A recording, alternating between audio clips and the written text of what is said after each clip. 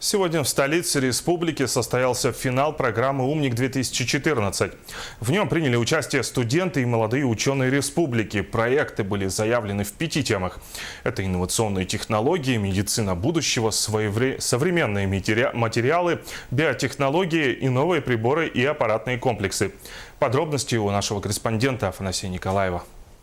Компьютерные программы, бионические технологии, арктическое строительство и даже инновации в содержании собак.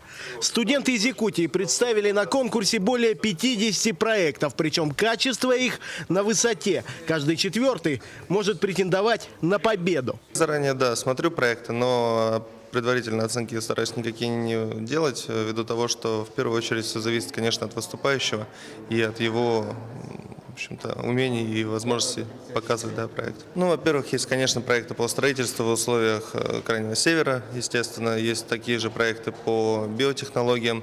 Ну, в общем, есть вот эта вот, скажем так, заточенность на подобного рода проекты, которая, естественно, отличает регион от других регионов. В оценке проектов учитывается новизна и актуальность, техническая значимость продукта, а также реальность коммерческого успеха проекта. Кроме того, наиболее перспективные молодые ученые получат возможность стать резидентами технопарка «Якутия».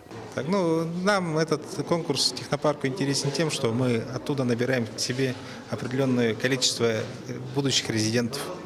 То есть формируется некая база данных, постоянно идут с ними взаимодействия различных типов, и после этого они у нас начинают работать. Это первый шаг в инновации, можно сказать, предпассивная стадия, так называемая. Программу поддерживает не только Фонд содействия малых научных предприятий, но и российская венчурная компания «Роснано» и «Сколково». Победители получат гранты по 400 тысяч рублей. Афанасий Николаев, Иван Семенов, НВК «Саха», Якутск.